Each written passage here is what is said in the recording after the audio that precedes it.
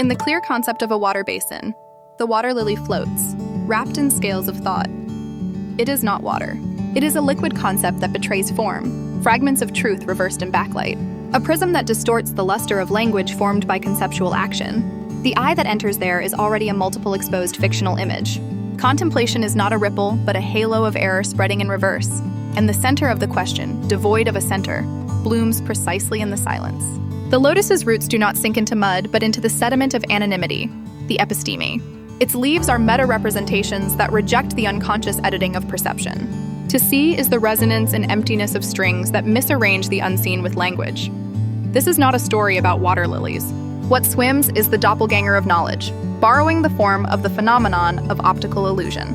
They drift silently through the corridors of inverted propositions and the gaps of ontology.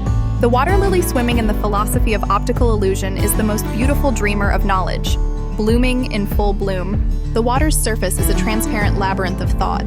The tips of the swaying stems bend like tapered points, and the leaves spread out seamlessly, fluttering in the breeze. Reflected in the water mirror, they reject their original form and slide away into the tangent. That is an optical illusion. However, optical illusions are the most vivid lens for reflecting the paradox of concepts. In the midst of pure meditation, the world reflected in a water droplet takes on a completely different meaning, despite having the same outline. The lightning that travels between existence and nothingness along the curves of the leaves easily exposes how ambiguous the contours of what we call things are. This green floating body is a semiotic experiment in which the roots struggle in the mud below the surface and the petals explore possibilities above. Not as reality, but as omen. Not as concept, not as outline, but at that undifferentiated point where knowledge attempts to construct itself as an optical illusion. This water lily swims beyond water without water, beyond time without time. That is, it is not the movement of flow, but of stagnation. At the center of point zero, where meaning and meaninglessness are equated, and vision collapses, the scales of thought are repeatedly peeled away. Philosophy is already an optical illusion. The act of seeing is nothing but the self-destruction of perception.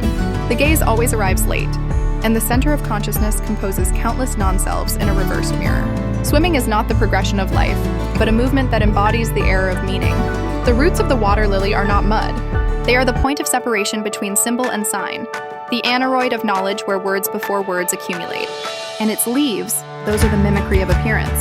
The world never provides essence, only traces of appearance. But those traces are the true starting point of thought. The philosophy of optical illusions is the echo of knowledge that emerges after concepts lose their own foundations. And the water lilies blooming on that surface are the only ones permitted to bloom at the critical point between fiction and reality, the embodiment of invisible thought. The water surface is a field of consciousness, and the water lilies floating on it are the traces of philosophy. Every time the angle of light changes slightly, the outline of the water lily shifts minutely, and the certainty entrusted to the verb to see easily crumbles here.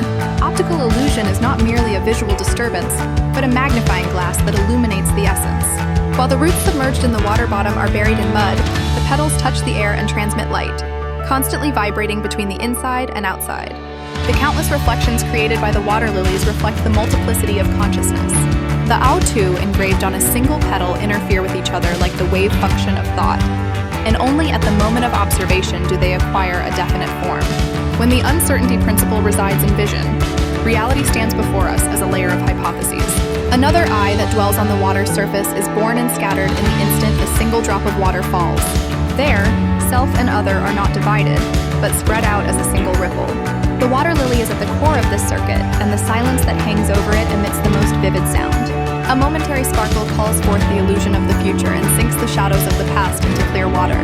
The water lily appears to be still, but in fact swims through space-time with minute oscillations.